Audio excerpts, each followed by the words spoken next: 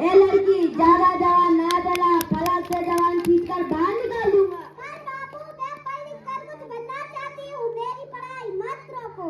आनंदी, तुझे पढ़ना है तो पढ़, पर सारी उम्र बाप की छाती पर बोझ बनकर ना बैठ। पर बाबू, मैं पढ़ लिख कर कुछ बन।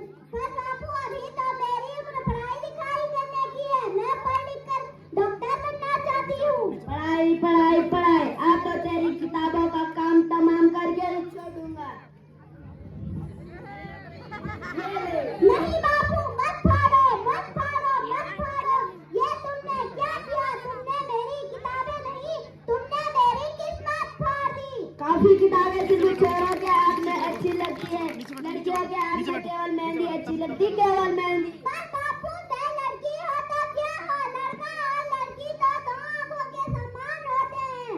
चुप कर आनंदी, कहीं बचपन में गला दबाकर मार दिया होता तो अब ये बकबक नहीं सुननी पड़ती आज।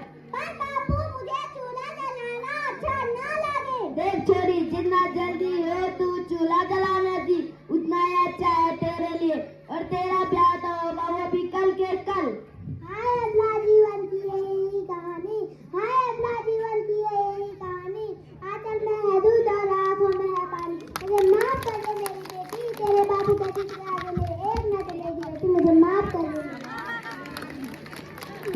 दीदी ये पकड़, ये बात मेरी। इस प्रकार मात्र 9 वर्ष की उम्र में आनंदी का विवाह गोपारा से हो गया। बाल विवाह सामाजिक कुरीति है और इस बुराई का शिकार होना पड़ा आनंदी को। 5 वर्ष बाद आनंदी 14 साल की हो गई। उनके घर में एक शिशु ने जन्म लिया है।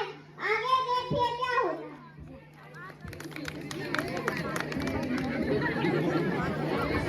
देखिए ना, इसे क्या हो गया। नीचे बैठो बेटा, नीचे बैठो। उसका माता का अंगार कितना तपला, इसे तो बहुत तेज बुखार है। अच्छी ना कुछ भी बोलते हैं। माधव माधव, तुम जल्दी से बेटी को बुला कर लाओ। आनंदी, तुझे क्या कर रही हो? मैं भगवान की विभूति लगा रही हूँ। बस करो आनंदी, ये सब अंधविश्वास है। अरे आप यकीन तो कीजिए, भगवान की कृपा से इसका माथा ठंडा हो रहा है और बुखार भी उतर रहा है। ना बाबू, आंखें खोलो, तुम्हें तुम्हारी माँ बुला रही है। देखिए ना, इसे क्या हो गया है। आनंदी, अब हमारा बेटा कभी आंखें नहीं खोलेगा। नहीं हो सकता, मेरे बेटों को मुझसे कोई नहीं छीन सकता। पागल मत बनो आनंदी, माधव माधव।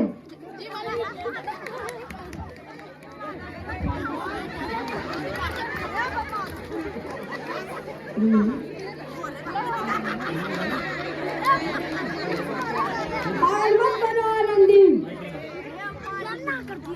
भगवान ने मेरे बेटे को मुझसे छीन लिया।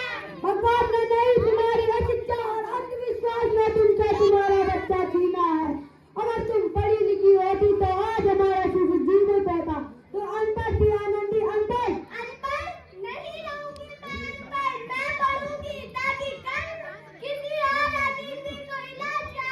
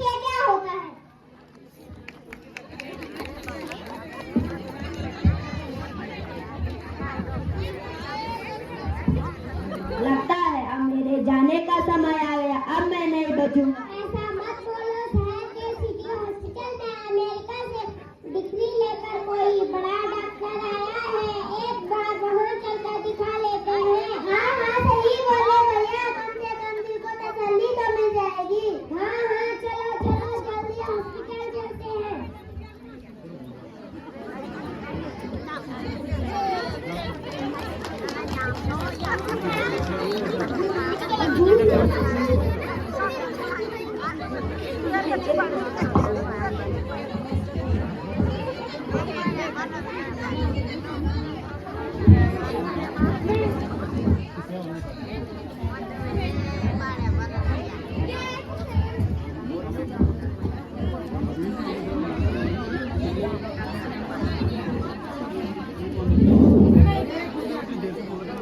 इस मरीज की हालत तो बहुत खराब है, कोई चमत्कार ही बचा सकता है इसे। ऐसा मत बोलो मैडम, डॉक्टर साहब कब तक आएंगे? जल्दी आओ डॉक्टर मैडम, इस मरीज की हालत बहुत खराब है।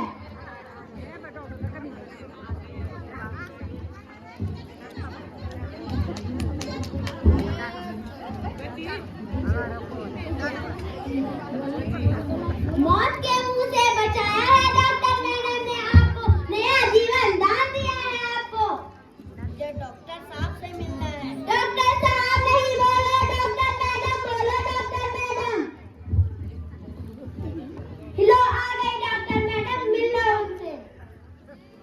डॉक्टर मैडम आपका बहुत बहुत धन्यवाद, आपने मेरी जान बचाई है। इसके बदले मैं गरीब आपको क्या दे सकता हूँ? वचन चाहिए मुझे, वचन। कभी ये नहीं कहोगे कि लड़कियां कुछ नहीं कर सकती। वचन? ये कैसा वचन? अरे श्यामलाल, पहचाना नहीं तुम्हारी बेटी आनंदी? आनंदी मेरी बेटी डॉक्टर? हाँ बापू, वही आनंदी जिसके लिए आपने बचपन में चूल्हा और दूल्हा के अलावा कुछ नहीं सोचा था। माफ कर दे मुझे मेरी बच्ची, माफ कर दे, मैं तेरा गुनहगार हूँ, माफ कर दे मुझे मेरी बच्ची, माफ कर दे। नहीं बापू, वही आनंदी जिसके हाथ पीला करके तो उसकी सारी जिंदगी काला कर देना चाहते थे। माफ कर दे मुझे मेरी बच्ची, माफ कर दे, मैं तेरा अपराधी हूँ, मुझे माफ कर दे मेरी बच्ची। बापू, आप ही ने तो कहा था कि किताबें सिर्फ लड़कों के हाथ में अच्छी लगती है, बेटियों के हाथ में सिर्फ मेहंदी। बेटा और बेटी में फर्क करना तो दो आंखों में फर्क करने के समान है। बापू, एक का पढ़ना दूसरे का ना पढ़ना सामाजिक अधिकार है बापू, सामाजिक अधिकार। माफी मांगता हूँ मैं तुझ जैसी बेटी से, जिसने सारी उम्र मुझसे कुछ ना मांगा, मांगा तो सिर्फ बराबरी का दर्जा, वरना सच तो ये है कि मैं तेरे माफी के लायक भी नहीं हूँ। माफ कर दे मुझे मेरी बच्ची, माफ कर दे। माफ नहीं करेगी आनंदी बेटी अपने बापू को। अगर सुबह का भूला शाम को लौटाए, उसे भूला नहीं कहते। माफ कर दे आनंदी बेटी, माफ कर दे बापू।